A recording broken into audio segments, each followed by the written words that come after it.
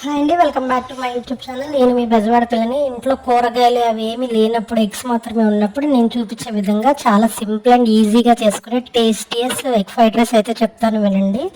ముందుగా బాండి పెట్టుకొని ఆయిల్ వేసుకొని ఎగ్స్, మనకు నచ్చిన ఎగ్స్, మీరు ఎన్ని ఎగ్స్ తీసుకోవాలనుకుంటే అన్ని ఎగ్స్ తీసుకొని బాగా బీట్ చేసుకున్న తర్వాత కొద్దిగా పసుపు అండ్ సాల్ట్ వేసుకొని ఆ ఎగ్స్లోకి మనకి సాల్ట్ టేస్ట్ తెలిసిద్దండి, అందుకే నేను ముందుగా వేస్తాను. అది వేసుకొని బాగా బీట్ చేసుకున్న తర్వాత మనం ముందుగా చాప్ చేసుకున్నటువంటి ఆనియన్స్, మిర్చి వేసుకొని బాగా కలపాలండి. కలిపిన తర్వాత నా దగ్గర అయితే అల్లం వెల్లుల్లిపాయ పేస్ట్ అయిపోయింది, సో కొట్టు దగ్గర తెచ్చుకొని అయితే వేసుకున్నాను. అల్లం వెల్లుల్లిపాయ పేస్ట్ వేసుకొని బాగా కలపండి.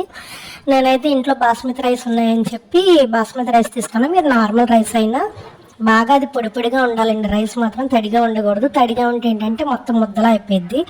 పొడి పొడిగా రైస్ తీసుకుంటే ఎగ్ ఫ్రైడ్ రైస్ అనేది చాలా పొడి పొడిగా డ్రైగా బాగుండిద్ది.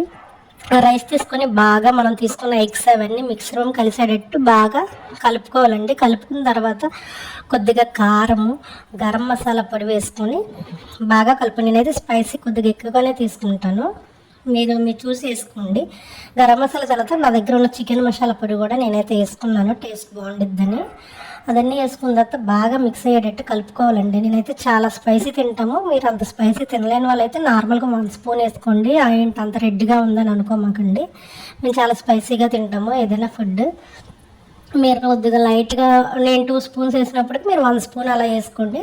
తగినంత సాల్ట్ మనం ఫస్ట్ ఆల్రెడీ వేసాం కదా, ఇప్పుడు చూసుకొని సాల్ట్ అయితే వేసుకోండి. చాప్ చేసుకున్నటువంటి కొత్తిమీర, కరివేపాకు కూడా వేసుకొని బాగా మిక్స్ చేసుకోండి. హై ఫ్లేమ్లో పెట్టుకొని బాగా రైస్ మొత్తం ఫ్లేవర్స్ అనేవి పెట్టే విధంగా కలుపుకున్న తర్వాత సర్వ్ చేసుకోండి. చాలా చాలా టేస్టీ ఎగ్ ఫ్రైడ్ రైస్ అయితే రెడీ అవుతుందండి, క్విక్గా అయిపోతుంది.